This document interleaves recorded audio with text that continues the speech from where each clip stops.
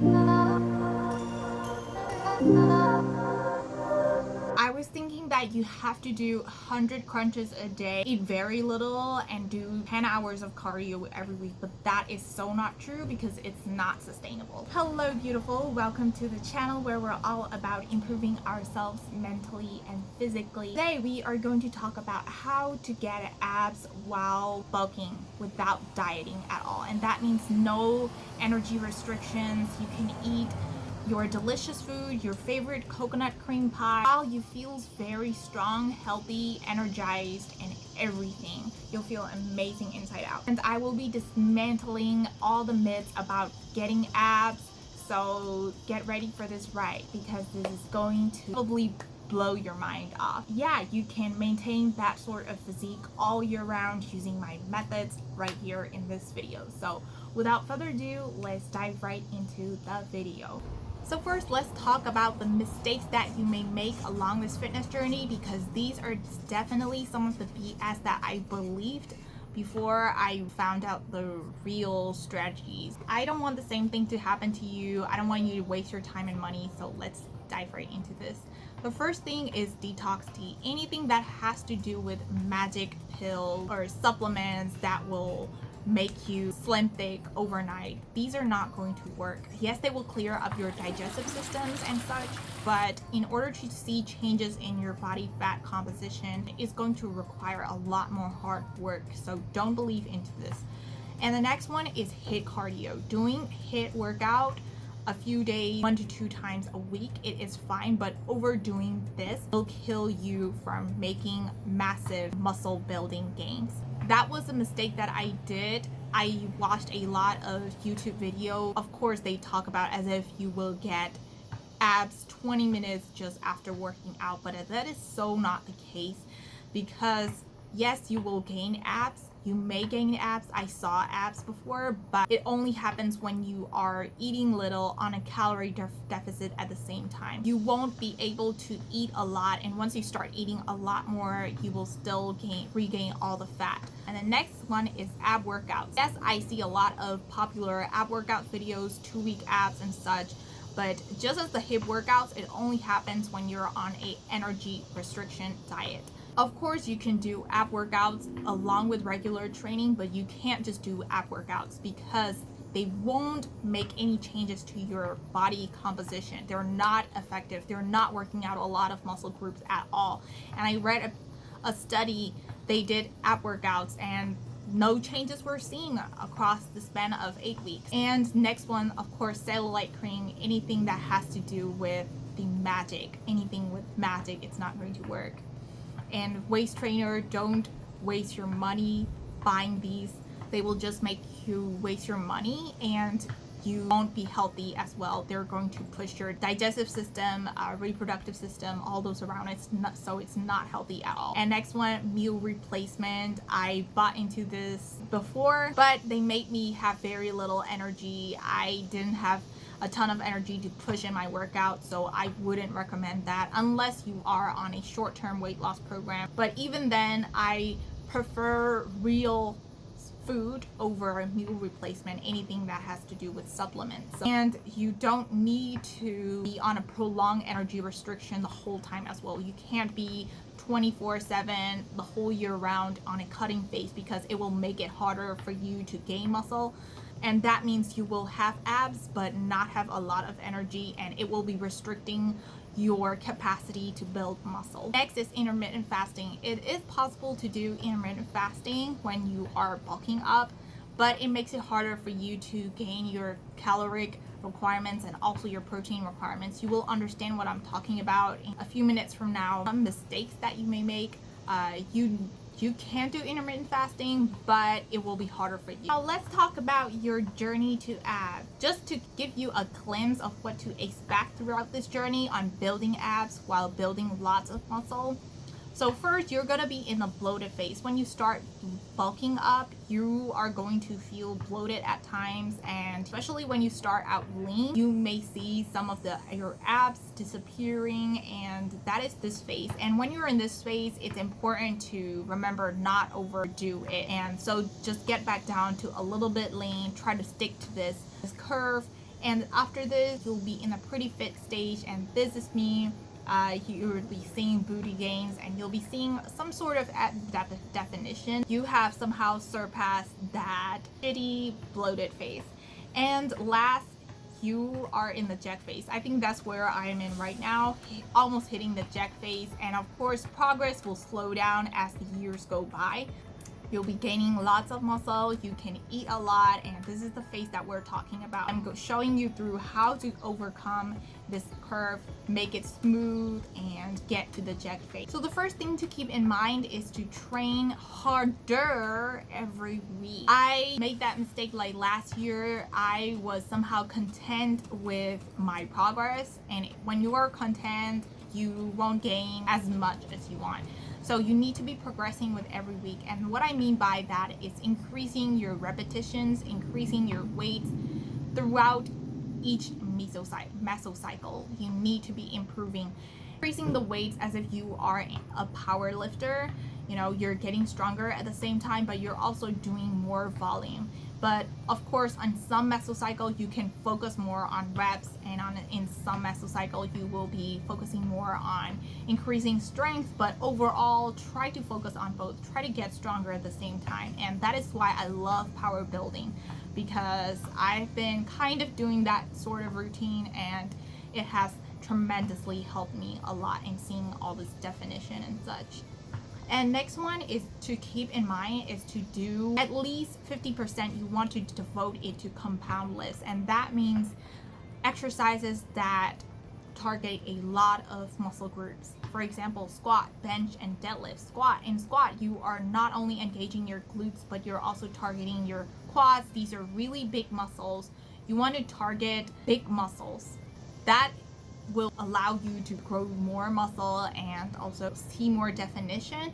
And the next, if you are working out at home, you can definitely train hard as well. You won't be able to do barbells, of course, but you can do harder exercises such as push-ups. You can do elevated push-ups, which is a harder variation of push-ups, or one arm push-up. You can do pistol squats, shrimp squats. You can do pull-ups. Next important one is to engage on your core. You don't need to train ab workouts with every workout, but you need to remember to engage your core, and that means tightening up your core as if you're wearing a belt, and as if you're resisting when someone is about to punch you. For it to happen, be really intentional with your core at every movement, whether it's an upper body movement or a lower body. You can also do core stability movements. For example, bird dogs, side plants, curl ups. These are called McGill Big 3, and these will definitely help you feel the core muscle get stronger and make them more involved during the compound movement. All this episode,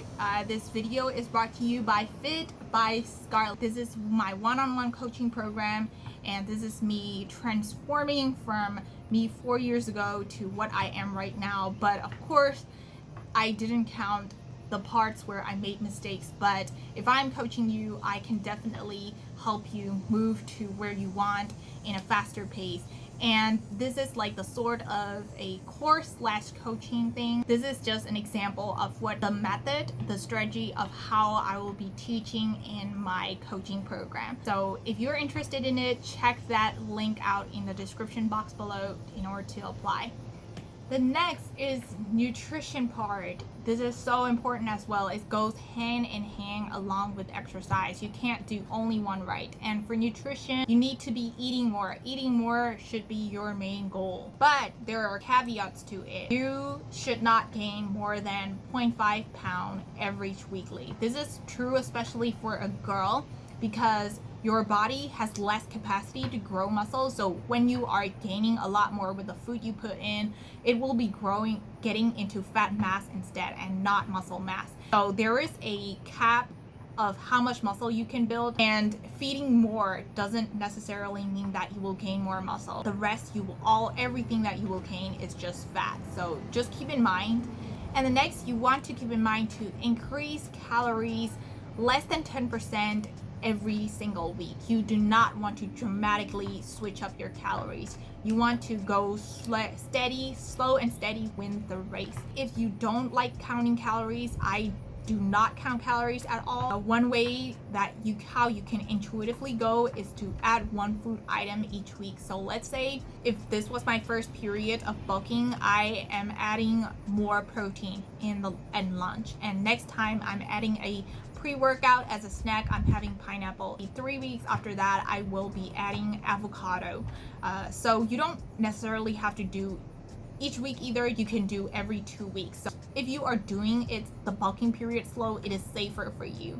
Next, remember, is to throw the junk food in trash. Of course, you can eat junk food here and there. Like I sometimes would have like little chips, and you can definitely have them every once in a while, but you don't want to put them in your cabinet at all, because the salt, the sugar, these will just increase the likelihood of gaining fat.